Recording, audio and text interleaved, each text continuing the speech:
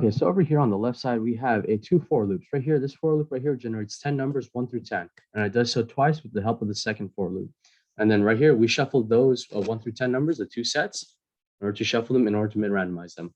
So player one's first card is going to be the value in row 0, column 0, while player two's card is going to be row 0, column 1, while player one's second card, which they will hit for, is going to be in row 0, column 2. And this is done in order to prevent cards from being repeated.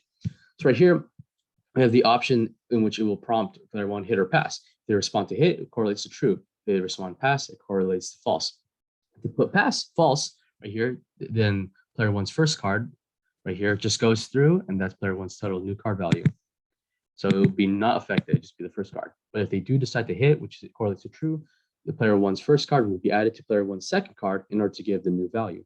Now, if 11 is not greater or equal to player one's total card value, then player one loses via going over 11, which is known as busting.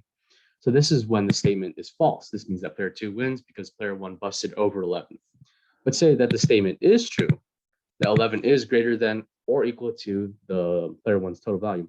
So therefore, we do this, we compare it. So player one, their total card value is going to be compared, in which we ask the question, is it greater than player two's card? If it is true that it's greater, then player one wins.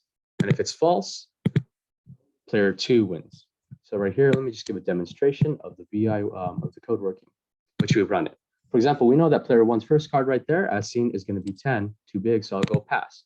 Well, his player one second card would have been 8, but because I passed, it just goes to 10 and goes 10. And player two card was a 1. So therefore, player one wins because the player one's card is greater than player two's card.